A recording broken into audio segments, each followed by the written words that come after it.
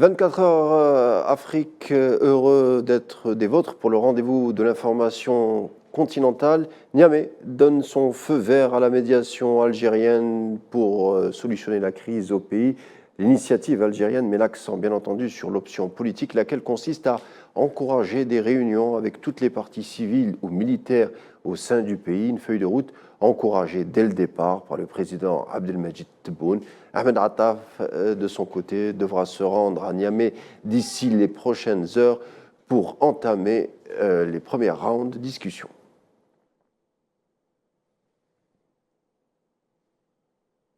Et puis ce drame en Égypte, 45 personnes ont été blessées dans un incendie ayant endommagé le QG de la police à Ismaïla, l'une des grandes bâtisses de cette ville située sur la rive occidentale du canal de Suez.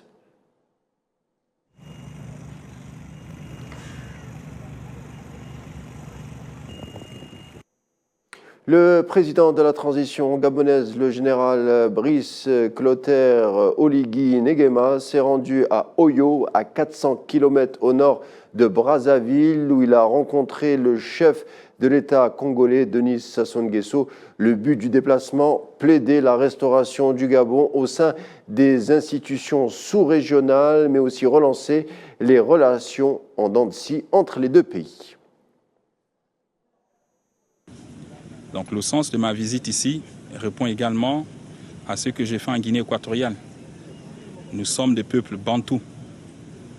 Et je suis venu ici consulter, discuter, échanger avec le patriarche, son Excellence le président Denis Sassou Nguesso, qui est pour nous un atout important dans la sous-région. Et également, c'est pour apaiser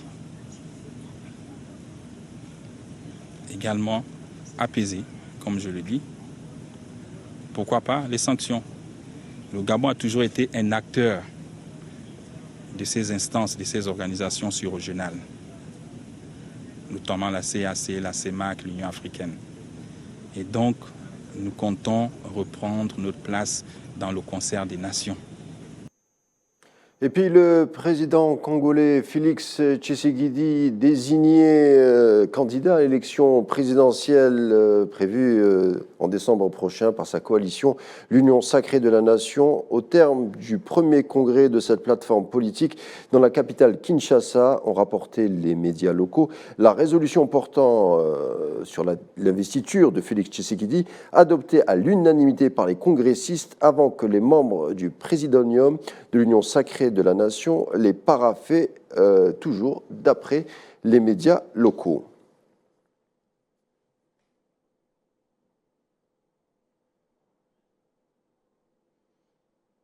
Et on reste en RDC où la famine sévit. Ce sont plus de 25 millions de personnes, soit environ un quart de la population de la République démocratique du Congo, qui seraient en proie à une insécurité alimentaire aiguë, ont alerté l'Organisation des Nations Unies pour l'alimentation et l'agriculture et le Programme alimentaire mondial dans un communiqué conjoint. Selon les mêmes sources, le conflit dans l'est du pays a perturbé la production agricole vitale et la croissance des infrastructures essentielles, poussant plus de 6 millions de personnes au déplacement dans 3 provinces, l'Ituri, le Nord Kivu et le Sud Kivu.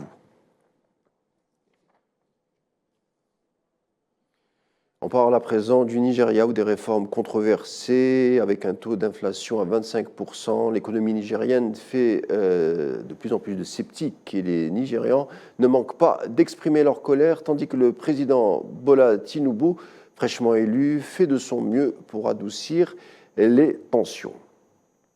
La première économie d'Afrique commencerait-elle à battre de l'aile? Face à l'inflation galopante qui touche le Nigeria, le président Bola Tinubu, arrivé au pouvoir en mai dernier, tente tant bien que mal de calmer la colère de la population. Cette dernière a décidé d'enclencher une grève à durée illimitée à partir de mardi pour protester contre la hausse des coûts de la vie, en particulier des transports. Nous avons en quelque sorte vu ce qui s'est passé depuis ces réformes historiques de l'élimination des subventions au carburant et la décision de dévaluer le Naira. Je pense qu'il y a eu une première période d'optimisme alors que le Naira et les taux du marché noir convergeaient les uns avec les autres. Et puis depuis juillet, ils se sont élargis. Or, depuis son élection à la présidence de la République, l'accès à la Naira est de plus en plus difficile. En juin 2023, la Banque centrale du Nigeria a cessé de fixer le cours du change officiel de la monnaie nigérienne face au dollar américain. Une situation de plus en plus pesante pour les entrepreneurs obligés de se diriger vers le marché noir.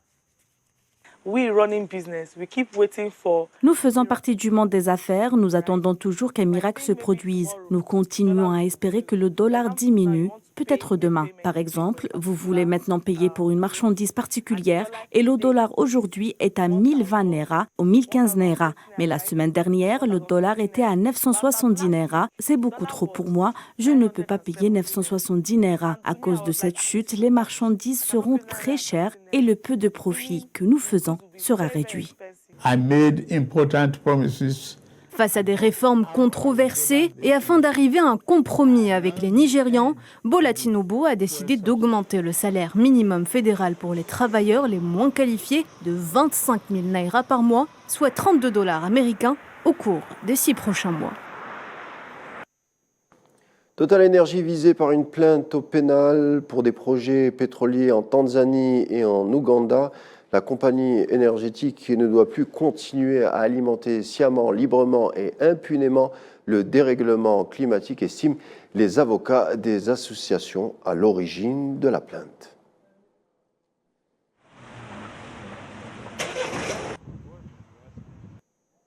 Sport football pour finir, l'USM d'Alger, détenteur de la Coupe de la CAF, a fait l'essentiel dimanche malgré son match nul 0 partout en éliminant le FUS de Rabat en match du deuxième tour préliminaire de la Coupe de la CAF au stade du complexe sportif Miloud Hadafia Oran.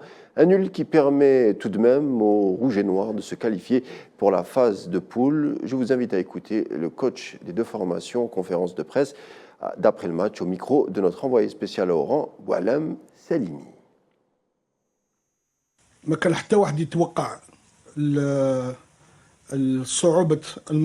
On s'attendait à ce que ce match soit compliqué. On était conscient que la formation du FUS Rabat était une équipe de contre.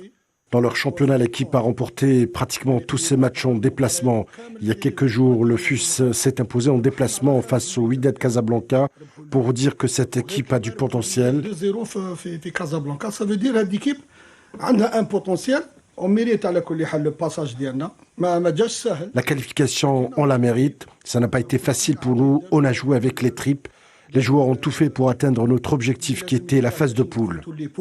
Notre objectif, c'est les poules. On a fait le déplacement à Oran avec de l'ambition face au champion d'Afrique et le vainqueur de la Supercoupe. C'est une bonne équipe sur son terrain. On savait que le match allait être difficile. On l'a bien préparé. Je suis fier de mes joueurs. On avait l'avantage dès l'entame qu'on n'a pas su traduire. L'expérience nous manque dans ce genre de match. Voilà, ça sera tout pour l'information africaine du jour. Merci de l'avoir suivi. Tout de suite, la météo. Bonne suite des programmes sur Al 24 News.